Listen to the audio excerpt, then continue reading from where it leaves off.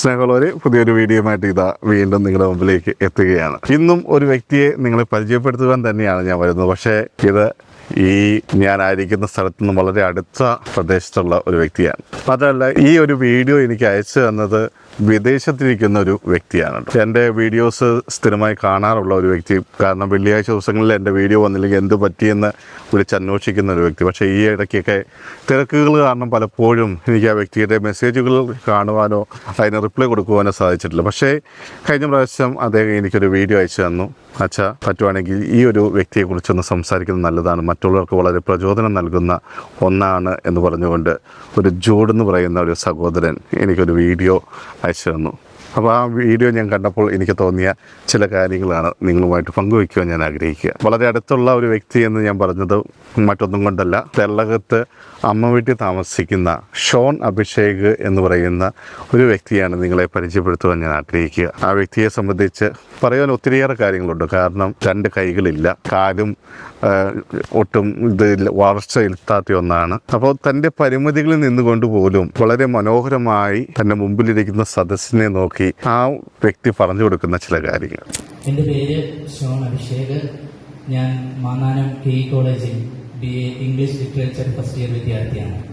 അത് ഒരു ദേവാലയത്തിൽ നടക്കുന്ന ഒരു സംഭവമായിട്ടാണ് ആ വീഡിയോയിൽ നിന്ന് എനിക്ക് മനസ്സിലാക്കാൻ സാധിച്ചത്. കാരണം ആ പള്ളി നിറച്ചും ആൾക്കാർ ബെഞ്ചുകളിൽ ഇരിക്കുന്നുണ്ട്. ഒരാൾ പോലും ഡിസ്ട്രാക്റ്റഡ് ആകാതെ വളരെ ശ്രദ്ധയോടെ ആ വ്യക്തിയെ മാത്രമാണ് നോക്കുന്നത്. ഇടയ്ക്ക് ആ ക്യാമറ പോകുമ്പോൾ തന്നെ കാണാൻ സാധിക്കും എത്രമാത്രം ശ്രദ്ധയോടെയാണ് അവർ എല്ലാവരും ഈ ഷോൺ അഭിഷേകിനെ ശ്രദ്ധിച്ചു കൊണ്ടിരിക്കുന്നത്. അവൻ പറയുന്ന ഓരോ വാക്കും അവർ ഹൃദയത്തിൽ ഏറ്റെടുക്കുന്നുണ്ട് എന്ന് ആ വീഡിയോ കണ്ടു കഴിഞ്ഞാൽ തന്നെ നമുക്ക് മനസ്സിലാക്കാൻ സാധിക്കും. ഷോൺ അഭിഷേക് എന്ന് പറയുന്ന ആ ഒരു വ്യക്തി അത് KE കോളേജിൽ BA ഇംഗ്ലീഷ് ലിറ്ററേച്ചർ പഠിക്കുന്ന ഒരു വിദ്യാർത്ഥി കൂടിയാണ്.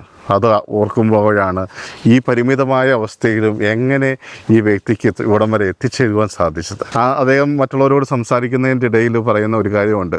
വളരെ ഗൗരവത്തോടു കൂടെ ആ വ്യക്തി അവിടെ ഇരിക്കുന്ന അമ്മമാർക്കും അപ്പന്മാർക്കും അതുപോലെ തന്നെ തൻ്റെ കുഞ്ഞനുജന്മാർക്കും അനുജത്തിമാർക്കും പറഞ്ഞു കൊടുക്കുകയാണ്, നിങ്ങളൊരിക്കലും മറ്റുള്ളവരുമായിട്ട് കമ്പയർ ചെയ്യരുത്. പ്രത്യേകിച്ച് മാതാപിതാക്കൾ തൻ്റെ കുഞ്ഞുങ്ങളെ മറ്റുള്ളവരുമായിട്ട് കമ്പയർ ചെയ്യരുത് എന്ന് ആ ഒരു വ്യക്തി പറയുമ്പോൾ അത് എത്രമാത്രം ഇമ്പാക്റ്റ് ആ മാതാപിതാക്കൾ ഉണ്ടാക്കുന്നുണ്ടാകാം, അല്ലേ?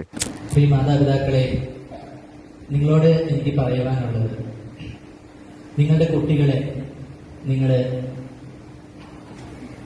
മറ്റുള്ള കുട്ടികളുമായി കമ്പയർ ചെയ്ത് അവരെ വിഷമിപ്പിക്കരുത്. പല മാതാപിതാക്കളും കുട്ടികളെ തങ്ങളുടെ അടുത്ത വീട്ടിലെ കുട്ടികളുമായിട്ടോ അല്ലെങ്കിൽ അവരുടെ കൂട്ടുകാരുമൊക്കെ ആയിട്ട് കമ്പയർ ചെയ്യുന്നത് എൻ്റെ ശ്രദ്ധയിൽപ്പെട്ടിട്ടുണ്ട്. നമ്മുടെ കുട്ടികളുടെ മാതാപിതാക്കള് അവരുടെ കൂടെ ഉണ്ടെങ്കിൽ നിങ്ങൾക്ക് ആ കുട്ടികൾക്ക് കൊടുക്കാൻ ഉള്ള നല്ല വാക്കുകൾ ഒക്കെ നിങ്ങൾ ആ കുട്ടികൾക്ക് കൊടുക്കുമ്പോൾ അവർക്ക് തന്നെ ഒരു ആത്മവിശ്വാസം തോന്നും. പല മാതാപിതാക്കളും കുട്ടികൾ അനുസരിക്കാതൊക്കെ ഇരിക്കുമ്പോഴും എല്ലാം നീ അവനെ കണ്ടുപഠിക്കുക, അവനെന്ത് അനുസരണയാണ് നോക്കി എന്നൊക്കെ പറഞ്ഞ് മറ്റു കുട്ടികളുമായി കമ്പയർ ചെയ്യുന്നുണ്ട്. ഒരിക്കലും നിങ്ങൾ നിങ്ങളുടെ കുട്ടികളെ മറ്റുള്ളവരുമായി കമ്പയർ ചെയ്യരുത്. എന്നെ സഹായിക്കുന്നതും എല്ലാം എൻ്റെ കൂട്ടുകാരാണ്. എനിക്ക് ആവശ്യമുള്ളതല്ല, അവരെന്നെ ഒരു കാര്യത്തിലും മാറ്റി നിർത്തുന്നില്ല.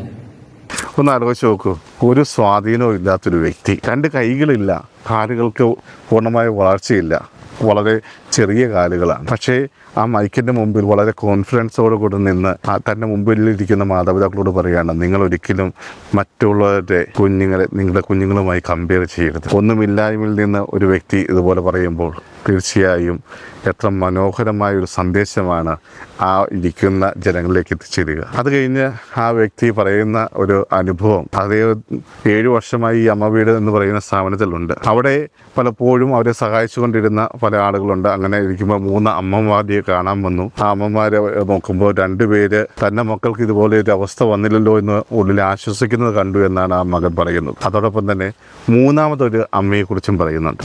ഇങ്ങനെയുള്ളൊരു കുട്ടിയെ എവിടെ നിന്നാണ് കിട്ടിയത്? ഈ കുട്ടി ഇങ്ങനെ വളർത്തുന്നുണ്ട്, എന്ത് പ്രയോജനമാണ് ഉള്ളത് എന്ന് ചോദിക്കുന്ന ഒരമ്മ. 2 വീക്ഷണകോണുകളാണ്, അല്ലേ? 2 അമ്മമാർ തൻ്റെ മക്കൾക്ക് ഇതുപോലെ ഒരു അവസ്ഥ ഉണ്ടായില്ലല്ലോ എന്ന് ആശ്വസിക്കുമ്പോൾ മറ്റൊരമ്മ പറയുന്നത്, എന്തിനാണ് ഇങ്ങനെയുള്ള ഒരു കുട്ടിയെ വളർത്തുന്നത്? ഇതുകൊണ്ട് എന്ത് പ്രയോജനം? പ്രയോജനമാണുള്ളത്. പക്ഷേ അവിടെ ആ ഇൻചാർജ് ആയിട്ടുള്ള വ്യക്തി പറഞ്ഞ മറുപടിയും ഈ ഷോൺ അഭിഷേക് അവിടെ എടുത്തു പറയുന്നുണ്ട്. ഇവനും ദൈവത്തിൻ്റെ ഒരു സൃഷ്ടിയാണ്. ചേച്ചി, അവന് ഒരുപാട് കുറവുകളുണ്ട്, അവന് ഒരുപാട് പോരായ്മകളുണ്ട്. പക്ഷേ അവൻ ദൈവത്തിന്റെ കുഞ്ഞാണ്.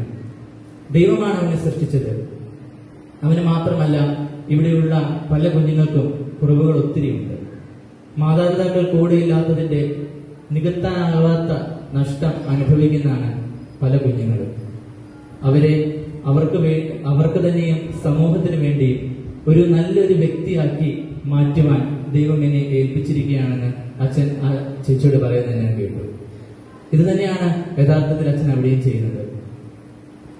മറ്റുള്ളവർക്ക് എങ്ങനെ നമ്മളാൽ കഴിയുന്ന രീതിയിൽ ജീവിക്കാം, നമ്മളാൽ കഴിയുന്ന സഹായം എങ്ങനെ മറ്റുള്ളവർക്ക് ചെയ്യാം, ഇതൊക്കെയാണ് ഓരോ ദിവസവും ഞങ്ങൾക്ക് പറഞ്ഞു തരുന്നത്, ഞങ്ങൾ മനസ്സിലാക്കുന്നത്.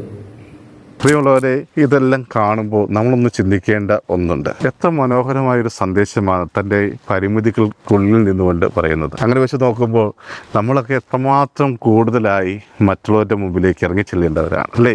ഈ ഒരു പരിമിത അവസ്ഥയിൽ ഇതുപോലെ ദൈവത്തിൻ്റെ സന്ദേശം മറ്റുള്ളവരിലേക്ക് എത്തിക്കാൻ ആ മകന് സാധിക്കുന്നുണ്ടെങ്കിൽ നമുക്ക് ഇരു കൈകളും കാലുകളും എല്ലാം നൽകിയ കർത്താവിന് വേണ്ടി ഇറങ്ങിത്തിരിക്കുവാൻ നമ്മൾ ബാധ്യസ്ഥരാണ്. നമ്മളെ കൊണ്ടാവുന്ന വിധത്തിൽ നമ്മളായിരിക്കുന്ന ജീവിത സാഹചര്യത്തിൽ നിന്നുകൊണ്ട് നമുക്ക് മറ്റുള്ളവരിലേക്ക് ഇറങ്ങി ചെല്ലുവാൻ സാധിക്കും, അവർക്ക് വേണ്ട കാര്യങ്ങൾ പറഞ്ഞു കൊടുക്കുവാൻ സാധിക്കും. പക്ഷെ പലപ്പോഴും നമ്മളതിന് പരിശ്രമിക്കുന്നില്ല. അത് നമ്മളൊരു നാണക്കേടായിട്ട് കരുതുക. പക്ഷെ നമ്മൾ വിചാരിക്കുന്നത് പോലെയല്ല ദൈവം നമ്മളോട് പ്രവർത്തിക്കുന്നതെന്ന് ഏറ്റവും വലിയ ഉദാഹരണമാണ് ഈ ഷോൺ അഭിഷേക്, അല്ലേ? അതുപോലെയുള്ള ഒരു വ്യക്തിയെ ശ്രമിക്കുവാൻ വേണ്ടി ആ പള്ളിയിലെ ഒരാൾ പോലും അശ്രദ്ധയോടെ ഇരിക്കുന്നത് നമുക്ക് ആ വീഡിയോയിൽ കാണാൻ സാധിക്കില്ല. എല്ലാവരും വളരെ ശ്രദ്ധയോടുകൂടെ ആ മകൻ എന്താണ് പറയുന്നത് മുഴുവൻ ഞങ്ങൾ കേൾക്കാൻ റെഡിയാണ് എന്ന ആഗ്രഹത്തിൽ നോക്കിയിരിക്കുന്ന ഒരു കാഴ്ച. പ്രിയമുള്ളവരെ, നിങ്ങളും ഇറങ്ങി തിരിച്ചു കഴിഞ്ഞാൽ ഒരുപക്ഷെ നിങ്ങൾക്കും ഇതിലേറെ ചെയ്യുവാൻ സാധിക്കും. പക്ഷെ പലരും അതിന് തയ്യാറാകുന്നില്ല. ഞാനും ഈ വീഡിയോ ചാനലൊക്കെ തുടങ്ങുമ്പോൾ ഞാൻ തുടക്കത്തിലേ പറഞ്ഞിട്ടുണ്ട്, ഏതെങ്കിലും ഒരു വ്യക്തിക്ക് ഇതുകൊണ്ട് എന്തെങ്കിലും ഒരു പ്രയോജനം ഉണ്ടായിക്കഴിഞ്ഞാൽ അതൊരു വിജയമാണ്. ഇന്ന് ഒത്തിരിയേറെ ആളുകൾ വീഡിയോ കാണുന്നുണ്ട് എന്നറിഞ്ഞതിൽ സന്തോഷമുണ്ട്. പലരും എന്നെ സപ്പോർട്ട് ചെയ്യുന്നുണ്ട്. ഓരോ വീഡിയോ കണ്ട ഉടനെ തന്നെ ഒത്തിരി പേര് എനിക്ക് വോയിസ് അയക്കാറുണ്ട്. അച്ഛൻ ഈ തവണ പറഞ്ഞത് വളരെ നല്ല കാര്യമായിരുന്നു, ഞങ്ങളും ഇതുപോലത്തുള്ള അനുഭവങ്ങളിലൂടെ കടന്നുപോയിട്ടുണ്ട്, ഞങ്ങൾക്കും ഇത് വളരെ പ്രചോദനമായ ഒരു കാര്യമാണ്. ഇങ്ങനെയൊക്കെ ഓരോരുത്തരും നമ്മളോട് വിളിച്ച് പറയുമ്പോൾ അത് നൽകുന്ന ഒരു സംതൃപ്തിയുണ്ട്, അല്ലേ? പലപ്പോഴും എനിക്കും എന്തെങ്കിലുമൊക്കെ ചെയ്യാൻ സാധിച്ചോ എന്നുള്ളൊരു ചോദ്യം നമ്മുടെ മുമ്പിലേക്ക് വരുമ്പോൾ ഇതുപോലെയുള്ള അനുഭവങ്ങൾ, പ്രത്യേകിച്ചും സ്വന്തം അനുഭവത്തിൽ നിന്ന് പറയുന്ന ഒന്നാണെങ്കിൽ, അല്ലെങ്കിൽ നമ്മൾ കണ്ട് ബോധ്യപ്പെട്ട ഒരു കാര്യത്തിൽ നിന്ന് എന്തെങ്കിലും നമ്മൾ സന്ദേശം നൽകുമ്പോൾ തീർച്ചയായും അത് നൽകുന്ന ഇമ്പാക്റ്റ് എന്ന് പറയുന്നത് വളരെ വലുതാണ്. നമ്മളതൊക്കെ തിരിച്ചറിയുന്നു. പ്രത്യേകിച്ച് നോമ്പുകാലത്തിലൂടെ നമ്മൾ കടന്നു പോവുകയാണ്. നമുക്ക് വേണ്ടി മരിച്ചവൻ ഉയർത്തെഴുന്നേൽക്കുവാൻ വേണ്ടി കാത്തിരിക്കുന്ന ഒരു സമയമാണിത്, അല്ലെ? ആ ഉയർപ്പ് നമ്മുടെ ഓരോരുത്തരുടെയും ജീവിതത്തിൽ ആവശ്യമില്ലേ? നമ്മളായിരിക്കുന്ന ഈ അവസ്ഥയിൽ നിന്ന് ഉയർന്നു നിന്നുകൊണ്ട് മറ്റുള്ളവർക്ക് വേണ്ടി നല്ല കാര്യങ്ങൾ പറഞ്ഞു കൊടുക്കുവാൻ നമുക്ക് സാധിക്കണ്ടേ? ഇതൊരു ചെറിയൊരു മിനിസ്ട്രിയാണ്. എല്ലാവരും അപ്രീഷിയേറ്റ് ചെയ്യണമെന്ന് എനിക്ക് നിർബന്ധമില്ല. വേറെ പണിയില്ല, ചുമ്മാ സമയം കളയാൻ വേണ്ടി എന്നൊക്കെ ചിന്തിക്കുന്നവരുണ്ടാകാം. പക്ഷേ ഇതും ഒരു മിനിസ്ട്രിയാണ്, അല്ല? വീഡിയോ നൽകുന്നതിലൂടെ ആരെങ്കിലും ഒന്ന് കേൾക്കുകയാണെങ്കിൽ, അവർക്ക് എന്തെങ്കിലും ഗുണം ലഭിക്കുകയാണെങ്കിൽ, അവർക്ക് മറ്റുള്ളവരെ കാണുമ്പോൾ ആ ഒരു രീതിയിൽ നോക്കിക്കാണാൻ സാധിക്കുകയാണെങ്കിൽ, മറ്റുള്ളവർ ഓരോ ജീവിതാനുഭവങ്ങൾ പറയുമ്പോൾ അതിൽ നിന്ന് എന്തെങ്കിലും ഒരു സന്ദേശം കർത്താവ് നമുക്ക് നൽകുന്നുണ്ടെന്ന് തിരിച്ചറിയുകയാണെങ്കിൽ തീർച്ചയായും അതൊരു വലിയ മിനിസ്ട്രി ആയിട്ടാണ് എനിക്ക് തോന്നുന്നത്.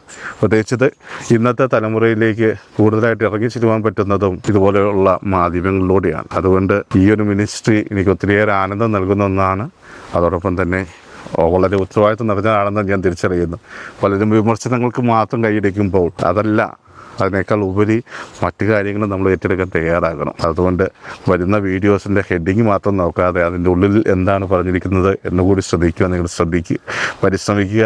അതുവഴി നൽകുന്ന പ്രോത്സാഹനം തീർച്ചയായും ഒത്തിരിയേറെ നല്ലതാണ്. തുടർന്നും ഇതുപോലെയുള്ള വീഡിയോസ് ചെയ്യാനുള്ള ഒരു പ്രേരണ നൽകുന്ന ഒന്നാണ് നിങ്ങളുടെ ഓരോ മെസ്സേജുകളും കമൻറ്റുകളും എല്ലാം. അതുകൊണ്ട് ആ ഒരു പ്രോത്സാഹനം നിങ്ങളിൽ നിന്ന് ഇനിയും ഞാൻ പ്രതീക്ഷിക്കുകയും ആഗ്രഹിക്കുകയും ചെയ്യുന്നു. അപ്പോൾ പുതിയൊരു വീഡിയോ ആയിട്ട് നമുക്ക് വീണ്ടും കാണാം. അതുവരെ ക്ഷമയോടെ കാത്തിരിക്കും.